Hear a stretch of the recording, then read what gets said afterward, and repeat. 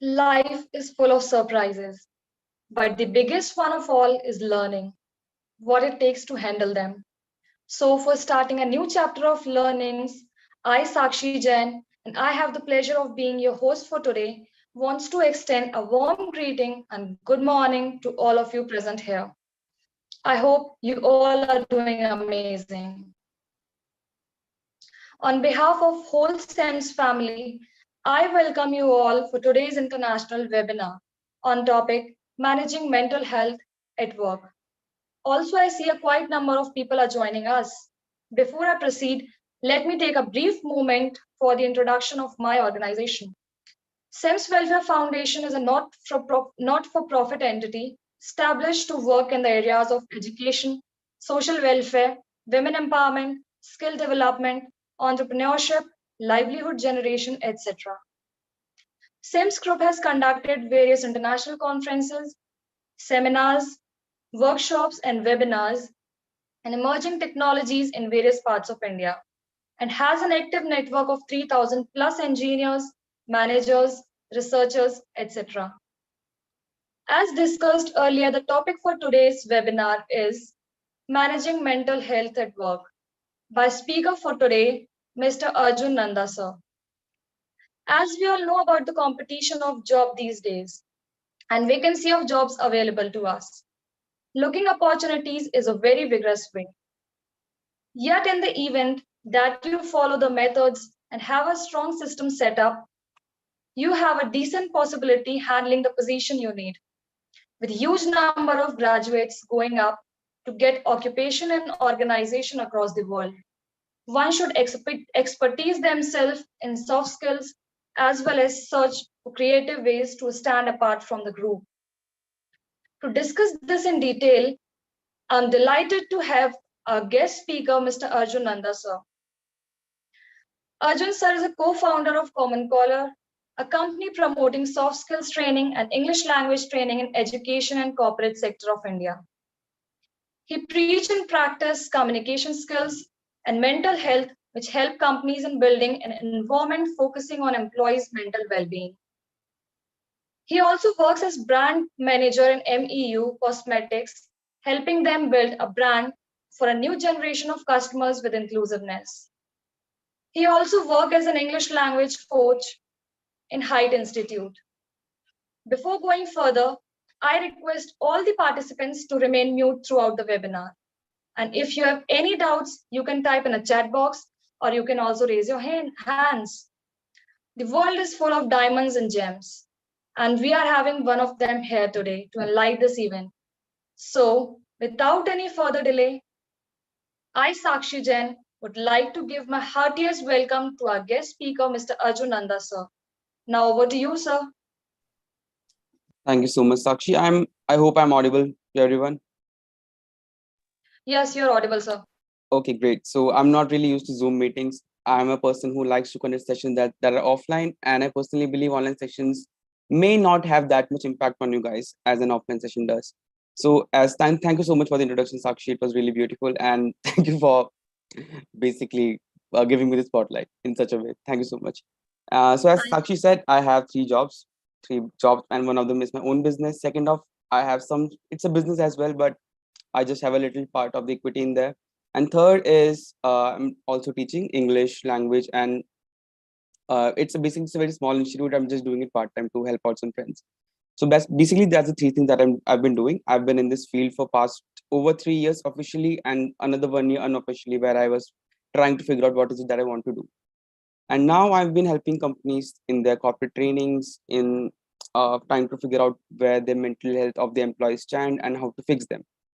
So the topic of today is why is mental health such an important topic in today's culture, and why is it that companies need to know that this is something that needs to be taken care of. So before I begin, I would like to apologize for two things. One, I have two dogs who love to bark unnecessarily, so please ignore their barking. Second, I have a sore throat and I've been coughing a little bit, so please ignore my coughing as well. On that note, let's start the session.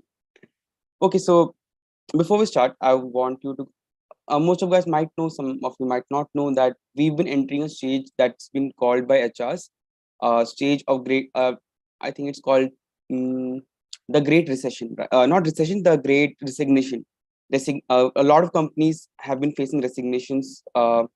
Amazon has been facing it, Shopify has been facing it, Microsoft, there's been a lot of companies. And the primary reason is being told that employees are willing to work for lesser salaries, but for better culture. That's that takes care of their mental health. That is something that's been happening. So if you guys are not aware of it, you guys can check it out. It's a great topic to look into. So let's start the session. So first of all, I would like to begin with, why is your mental health important for you at work? And let me be honest with you, some of you guys might have worked in the company, some of you guys might have not worked in the company. We all have a set perspective for human resource managers and the team, that these people are there to protect us. But I'll be brutally honest with you guys, most of the human resource managers and the HR team is there to protect the interest of the company, not the interest of the employees. They are there not to protect the employees, but they are there to protect the company from the employees. So there is something this is something that not a lot of people are aware of, and they rely completely on HR to take care of their mental health. So if you guys are working somewhere right now, if your company doesn't have a proper infrastructure or a program that helps you to take care of your mental health, I will be telling you guys things that you can do by yourself if the company is not doing it for you, on how you can manage your mental health accordingly. So why is your mental health important for you at work? Not for the company, but for you. When I hope most of you guys know what empathy is. So there is another word called apathy, which is completely opposite of empathy. It's lack of feelings, lack of touch, like it's complete shallowness from the things that you like to do and things that are around you. So uh, if you do not have a proper mental health, if you're not managing your mental well-being, you would go into the stage of apathy where nothing would matter to you. You're just sitting at work and looking at the clock, trying to figure out when the time will be over, when I would get to go home. So that causes lack of engagement at your work, and your productivity and job performance suffer, which would lead to, if your productivity and job performance suffer, your bosses would be over your head, uh, trying to tell you to do your work properly, and they would be not as kind as me to tell you like this. They would of course be scolding you. Now that would lead to overtimes, which you might not get paid for, which you might get paid for up to the company, which would reduce your physical capability to do things, and your daily functionings would also get reduced. Your sleep patterns would get messed up.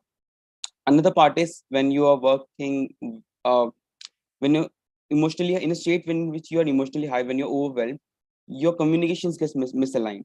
You will forget important dates. You will forget to communicate with your bosses or your supervisors or your fellow associates, and which would further lead to poor decision making. And these are not a good things for an employee who's working in a company. If the company is not taking care of yourself, if of you, and you're not taking care of yourself, this is the thing that can happen, which can reflect very badly in your review. Company reviews happens, and they would let you know these are the things that you need to take care of. And if you go to some another company and they would ask you for their review in another company, they would tell you like, this is the person, this is how it behave, this is how he or she behaves. So this is something that causes that poor mental health causes at your work. So I know that I'm not showing a PPT because it's a very confidential PPT that I have. It's my entire product that I sell to customers. So I'm just verbally telling you all these guys. So if you guys have any doubt anywhere, please let me know. Sakshi, I hope you would be letting me know. You would let me know all these things, right? So if you have any questions, please stop me anywhere and let me know. Yeah, sure, sir. All right. So there are basically four areas that impacts your mental well-being. Not just your mental well-being, your physical well-being as well. First, your work. Second, your lifestyle. Third, your social relationship. And fourth, and most important, your thoughts. So we'll cover all of them one by one. So please bear with me. I would go over them slowly. So let's start with your work. So at work, the main problem is most of the people don't know how to communicate with the bosses, especially if they are very assertive. So the 10 tips that I'm going to tell you, you guys would need to learn how to be assertive with the bosses. You guys need to understand the company is paying you certain amount of money because you're giving 9 hours on a daily basis of your life. So take the responsibility of your life, take the responsibility of that 9 hours and open up and talk to whoever the person responsible is, and just be open-minded to these things. So let's start. One of the major things that causes instability in your mental health is your working hours, especially if especially if your working hours are extremely long, especially if they are at night. you need to take care that you are limiting your extra working hours, even if it's paid. You need to make sure you're not working or overworking in a time which is not suitable for you. Second, schedule your meetings in core working or business hours, not when you go home, not in middle of your travel, not in middle of your lunch or something. Try to get as much as done as possible within your working period. Third would be take regular breaks. So the best way to take a break is work for 45 minutes, do a 5 or 10 minutes stretching or talk to someone or do whatever you like to do. That's something that I've been doing and it's been working for me. I work Monday to Sunday and this is just how I work. I work for almost 13 to 14 hours each day, and I take my breaks regularly and I make sure I make them count. Next part is try not to take work home. As I said in the second point, scheduling your meetings in the core working hours. Try not to take any work home. Your work is a safe haven. You're with your family, you're with your parents, you're with your friends, anyone who you're with, and try to make sure they don't get affected by the work that you do at your office. The office space is a professional work, the home is for personal reasons, and just let's keep it that way. Take holiday leave if your company offers a paid leave to you, or if your company have an option where you can apply for leave. Make sure you make them count and make sure you take them. You need those leaves. Another thing is set realistic deadlines and deliver on them. Now there are some bossy bosses who kind of ask you to do something which is impossible to do in one day, and you need 3 days to do it. But you say yes to them. Okay, you don't know how to say no, and like, okay, I'll do it. And you spend the entire day. You take the work home, messes up your mental health completely. The main problem in this is not setting a realistic deadline, because you know how to set a realistic deadline. The main point is how to say no, which is also my seventh point. Sometimes it's okay to say no. If something is out of your scope of work, if for example you are there to let's suppose you're an accountant and your boss comes and says to you, get me a cup of coffee. That is not why you're working there. You are simply there to work in the accounts. So it's okay to say no at that time. It doesn't matter who your boss is. It doesn't matter if he's the vice president of the company. You are a human being, and you are expected to be treated as a human being. You are being paid for the thing that you do, and that is accounts. Just an example. Another point is how have a technology switch off. Since you're almost entirely covered by technology all day, you're working on your laptops, on your iPads, on your phones. So when you go home, try to take a break from the technology basically. Another thing is make use of the employee assistance program if your company have one. Otherwise, it's completely fine. Next is explore suitable flexible working arrangements. So this is something that tell the employees most of the time, that if you have a working environment which promotes night shifts more than the morning shifts, try to keep it rotational and not to keep your employees under night shift for more than 15 days, because after 15 days even your body gets tired. Even if your sleep patterns gets adjusted to sleeping in the morning, working in the night, your body needs certain nutrients. That, for example, vitamin D is a element that you cannot acquire from food but directly from the sunlight. If it That is something that happened to me. I was working with a company for 7 months. After 7 months, I worked night shift continuously for 5 months. My vitamin B12 went down, my vitamin D went down. I had black circles. I lost a lot of weight. I stopped eating much. My social life was a mess because by the time I had to socialize, I was sleeping. That's just how it happened. So, uh, explore suitable flexible working arrangements. That's basically it. So that covers your managing mental health at work. One of the four main points that we have to cover. Any doubts in these points, anyone? If you guys have any question, otherwise I'd move forward. Guys, do you have any doubts? If you have any doubts, then you can type in a chat box.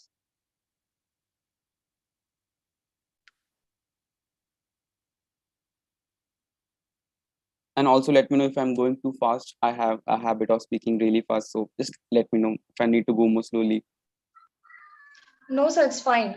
It is a All fine right, pace. great. So there are no doubts. All right, great. We can move forward. Okay, so second part was your lifestyle. So your work, your lifestyle, your social circle, and your thoughts. Now we're done with work. Now let's move on to lifestyle. So in lifestyle also there are four parts that you need to take care of: your fitness, your entertainment, your there's this popular thing called self love, and the things that you do around the house. So these four parts I'll cover them, and things that you can do basically to improve your lifestyle. So if you are on a holiday, not even on a holiday. For example, I wake up at 6, I go for a walk or a run, or I hit the gym. So what you can do is you can do have a simple walk, or go for a bike ride, go for walking, go for swimming if that's what you're into, do yoga or tai chi, or get a gym membership, and most importantly, get a quality sleep. So these are in the frame of keeping fit, which are really important to maintain a good and proper lifestyle. Another thing is what you can do to entertain yourself is you can start reading a book. And a habit of reading book is really hard to acquire. So let me give you a small tip on how you can build a habit of reading books. So when you start a book, what most the problem with most people is that they take a aim, they would be completing one chapter a day, which is unrealistic aim. I've been reading books for many years now, and even I'm not able to complete a complete chapter in a day. Sometimes you have to continuously see them, read them, and understand what the point the author is trying to make. So what you can do is start with 5 minutes, read a book for 5 minutes on a daily basis, and if you feel like okay, I can add few more minutes to this, and once you start doing that, your 5 minutes gets turned into 30 minutes, 35 minutes, 40 minutes, and on an yearly basis, you would be reading 3 to 4 books a year, and I think it's fair enough. Second thing is writing journals. Now, journals are not only entertaining, but it's a place where you can vent out to yourself basically. You can write all your thoughts down. There would be no one to judge, no one to laugh at you for whatever you're writing. You can simply put down all your thoughts into words, and aff- it's called positive affirmation basically, and it's really helpful. Another thing is play a game online or offline with your friends if that's what you're into. If you know an instrument, play it. Like I play guitar, that is something that I do in my breaks. I play guitar. Another thing is you can visit museum, art galleries, library, or go to movies. So keeping fit, entertain yourself. Next thing is pampering yourself. Now, what can you do to pamper yourself? These things are apart from entertainment, because in entertainment also you are spending some amount of energy. And in pampering, you have not have to spend a lot of energy, but kind of uh, get energy, get your energy back that you spend entire day. One of the best things that I like to do is have a picnic. What you can also do is you can go to on a weekend getaway, some someplace nearby. Also, don't judge me. I sometimes get manicures. They're pretty good. You guys should try. Another thing is take yourself out on a date, not with someone. If that's what you're into, do that. But take yourself out on a date. Another thing is you can take up workshops like poetry, calligraphy, origami, things like this. These are pretty good too to pamper yourself. Another things that you can do around your house is I give my example only because I've been doing these things for a long time. Gardening, watering your plants, really good, really soothing. Listen to music, put the speaker on, and just dance or sing whatever you like. Cook something new. Another thing is get puzzles and try to solve them. Not like uh, what the blocks puzzles. I don't know what they're called, but puzzles, not riddles. Another thing is DIY models are arty things that you would like to do, like building models. These are the things that you can do around your house, around your life to kind of improve your mental health. Now let's get back to lifestyle part only, but how to maintain a proper sleeping habit and what are the things that you need to take care of. So listen carefully. Before you sleep, try not to take caffeine, nicotine, or alcohol, or anything with "ene" in the end of it. These things would be really bad for your sleep, and what they do is they increases your adrenaline, and because of adrenaline, you won't be able to get a good sleep because it would keep you up. Stick to a regular sleep pattern even on the weekends. So there's this thing in psychology. One of my friends told me that when we sleep, we usually get it's called rapid eye movement (REM). During these stages of REM, it's called deep sleep. And if you mess up your deep sleep, you won't get a good sleep, and you would feel much more tired than you went to sleep. So what you can do is when you feel like you're sleepy, that is a time that your body tells you, okay, this is the time I need to sleep. For example, 10:30. If you go beyond 10:30 and do not sleep, for example, you try to stay up till 12, then another cycle would start at around 1 or 12. Depending on your body, it's completely different for everyone. So try to listen to your body when your sleep pattern starts, when your sleep pattern again comes after you miss one sleep cycle, and stick to that even on the weekends. Naps are very important in between your days, but try not to take very long naps that can interfere with your quality of sleep at night. Another thing is exercise, particularly early in the day, because exercise as well releases adrenaline, which can keep you up at night. So do not try to work out at least 3 hours before you sleep. You can do it before that. Another thing is ensure you have a comfortable sleeping environment. Take 10 100 pillows if that's what you're into, 20 blankets if that's what you're into, and optimal temperature as well. So your bedroom temperature, make sure it isn't too warm, because cold conditions help you to get to a stay sleep. 24 on AC, a blanket, two pillows works well for me. Another thing that you can take care of is no phones, TVs, and laptops in your room. Try to keep them away from you at least 30 minutes before you sleep. Okay, so next part would be looks for ways to lessen the impact of shift work on your quality and quantity of sleep. This happens a lot with the people who are into night shifts. If you're into night shift, once you come back home, freshen up, have your breakfast, and uh, keep the technology part away and just go to sleep. And put yourself in a room where you're not disturbed at all, because you have to be in that state of deep sleep to completely recover from the work. Okay, moving on to the next part that covers your work and that covers your lifestyle. Another and most important thing is how to manage your mental health uh, by managing your social relationships. So another question that I get asked a lot in this is, if we do not have friends, what should we do? I have I will try to cover this part as well at the end of this clip. So healthy relationship supports good mental health, while social isolation and poor relationships can be risks of mental can be a risk factors for mental health conditions like anxiety, depression, and loneliness. And some of the ways that you can stay connected to your peers and everybody is call a friend or family member for a chat or arrange a catch up. Try to do it on weekly or weekend basis. If you don't feel you have anyone to call, reach out to the closest acquaintances and neighbors. Another thing that you can do is, if you do not have a circle of friends, if you do not have a circle of good colleagues or good people around you, try to contribute your time to NGOs or community meetups, things like this, because a really good people come here. For example, if someone is contributing in NGO, of course they have to be good people, right? And you can get to meet all these people, create a new friend circle for yourself, or and that would lead to having new friend and family members like this. So that is something that you can do if you do not have friends. Call up NGO, ask for if they have a spot for volunteering, and go and do it. Don't be afraid to smile and say hello to strangers you cross path with.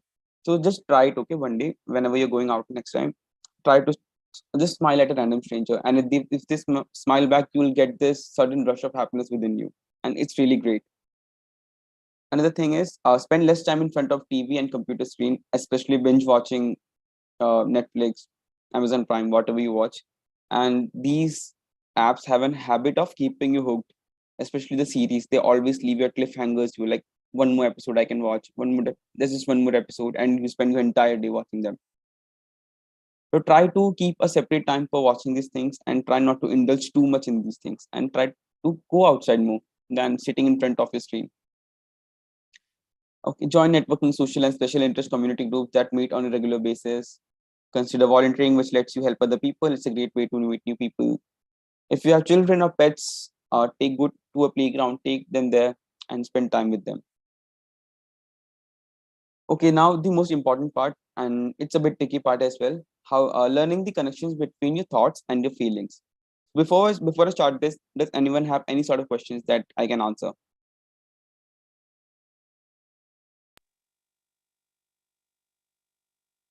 Sir, there are no doubts in the chat box, so we can move further.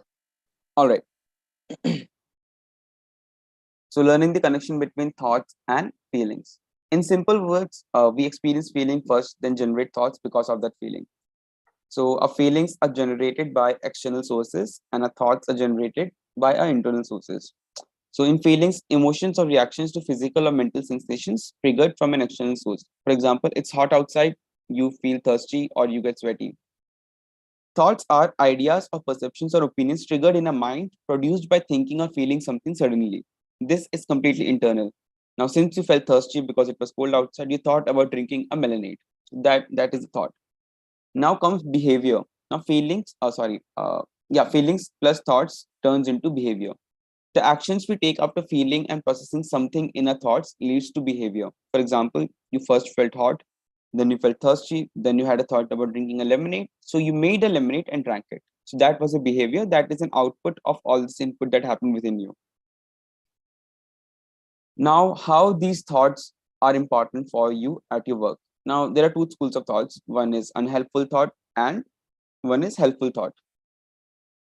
So I would be giving you an example to figure out and understand what an unhelpful thought is. So let's take a situation. My colleague was abrupt and dismissive with me after I asked him to change something in a document. Your mood is you're hurt, you're angry, you're frustrated by all of this. So what are the thinkings that can go within your head? First thinking is called black and white thinking. In black and white thinking, there's no left or right. You just see one thing and either there is something or there is nothing. So, for example, I must get everything done before I go home, otherwise everything will be a disaster. This is called a black and white thinking. So your colleague was abrupt and dismissive to you. You had a black and white thinking. You were like, I must get everything done before I go home, otherwise everything will be a disaster. My friend wouldn't talk to me. My boss would be angry at me. Another type of unhelpful thought is what ifs. So you ask yourself, what if I put all this effort in and fail? What if my boss fires me? What if my friends gets mad at me? What I'll be never be able to look anyone in the eye? These are called what ifs. Another unhelpful thought. Another one is a spiraling down, like bottomless pit of despair, basically. Spirals of negatives, in which I'll give you an example. I'm not going to get the project finished on schedule, which means I'm useless, which means my boss would scold me, which means in the HR I won't get a hike, which would eventually lead to a firing, basically spiraling down negatives. Another thing is leaping to conclusions without thinking what's going on in the surrounding around you. So leaping to conclusion example would be my colleague was abrupt with me. He must be angry about what I said him at the meeting. Now you could be completely wrong. Your colleague must be going through something. Your colleague must have an urgency. That's why he was abrupt. Another unhelpful thinking is overgeneralizing.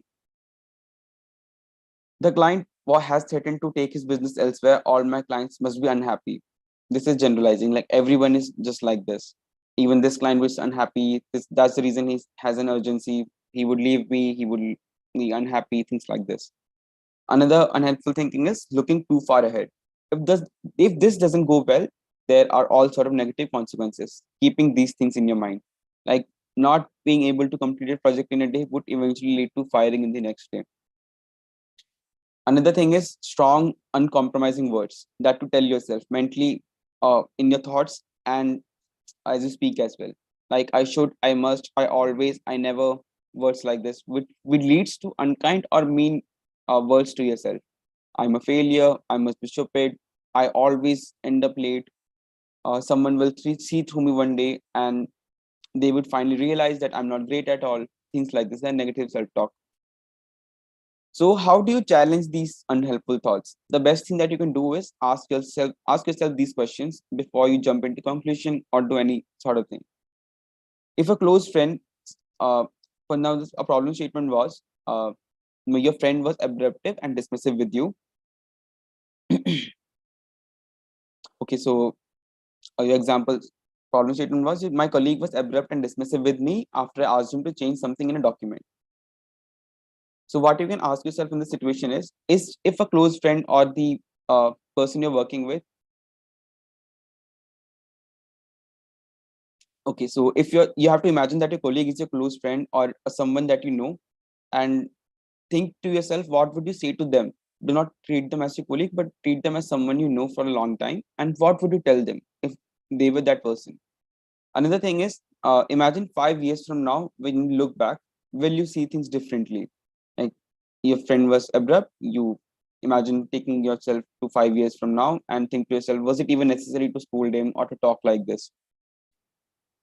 Next is, are the things I'm jumping to conclusions about justified by evidence? For example, I talked about jumping into conclusions that I might get fired. So try to think of evidences to kind of prove yourself wrong, that okay, I'm jumping into conclusions, there is no solid proof of that I might get fired. Another is, what am I ignoring about my strengths and how am I coping? So whatever your strengths might be, you have to figure out. For example, my strength is sympathy and empathy. Whenever I'm in a problem, I try to figure out. I try to put myself in a sort of spotlight and tell myself, okay, you're better than this. You can understand the situation much more clearly than others do. And I try to understand the person I'm talking to, what they might be going through. Maybe that's the reason they were dismissive. So in that situation, your problem statement would get turned to, he's not always like that. Maybe he's stressed about his divorce and it's not going to do with me. Maybe I should just ask how he's going on. How is he doing? So if your colleague is disruptive or submissive, or what was the word that I used? Abrupt and dismissive, what you can do is simply ask them what's going on. Is everything okay? Instead of being defensive yourself or offensive. So that way you would be less hurt, less angry, and you would be much more fulfilled with the things that you need to do. So that covers all four aspects of maintaining your mental health at your workplace. So till now, does anyone have any sort of questions?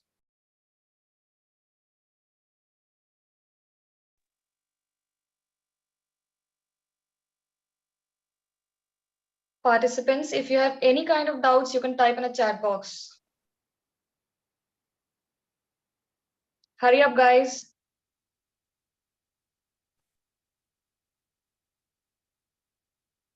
Sir, no doubts. All right, Sakshi, so I didn't realize it only took me half an hour to complete the entire PPT. So is there anything else that I can talk about apart from this? Hello, am I audible? Yes, yes, sir, you are audible. Okay. What I can do is I'll give you one example of something that I faced while I was working in a company. I would name the company, I would name the employees, but this is how things went. And I'll give you two examples. One in which I dealt with the things very badly, and one in which I was really good in managing things. So I was working in this company, and I was basically interning there. And the seniors over there did not respect me at all. They never tried to promote a culture where I would be happy to work with them.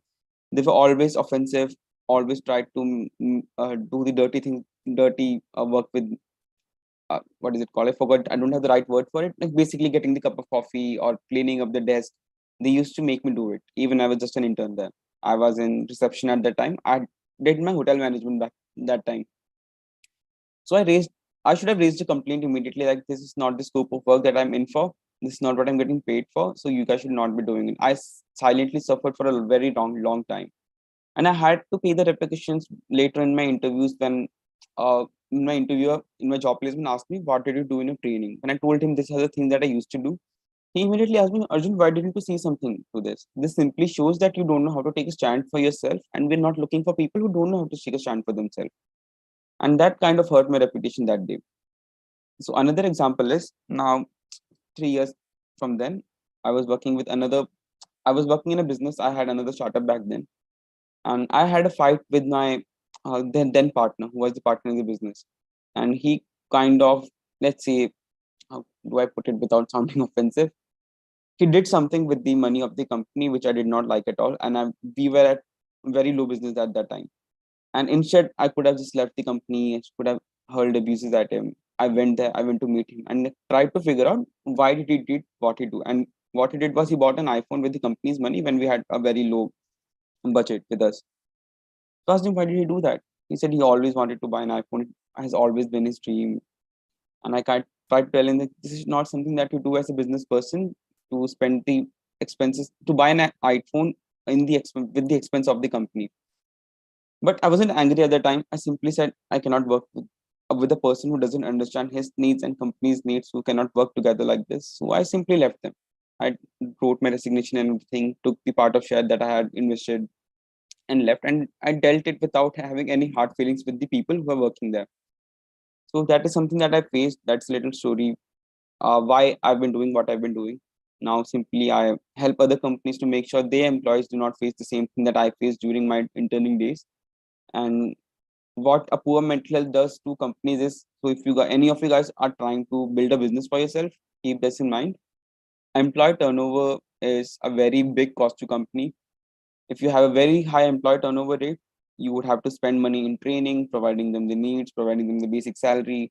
For example, you train someone for 2 months and they see that you have a poor working environment, they would leave you. So 2 months of money that is spent on training them, they would be gone. So make sure you, if you work in a company, if you work in a position where you can make an impact, try to promote a culture of inclusiveness, a culture where everyone is appreciated, a culture where no one says that I don't want to work here.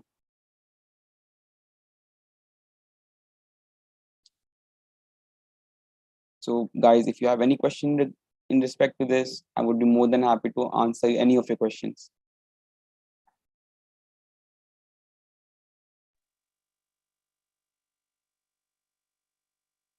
Guys, if you have any questions, you can type in a chat box.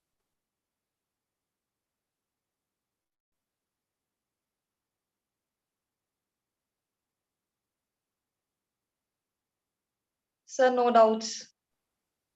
Are you moving forward? I'm done with the material. I did few extra things as well. Okay. Thank you so much, sir, for this really very informative and an incredible session. This was a very interactive session. Sir, right now we do not have any questions. I would ask the participants if you have any questions and type in a chat box. So thank you, sir, for this webinar. The webinar was really very amazing. I would like to propose a heartiest vote of thanks to you for gracing today's webinar. Thank you. Your presence and wise word helped magnifying in the best possible way. I hope all the participants learned a lot with this webinar. I would really like to thank you for giving us your valuable time, and I'm delighted to be a part of this webinar. A good event never ends in the world. They take only a pause and keep us waiting for the next. All good things eventually end. I consider everyone as a fortune that they became a part of this webinar, which was full of knowledge, which makes difficult to say goodbye. Now, I request all the participants to please switch on your web cameras. You need to take a good screenshot. Please, everyone switch on your cameras.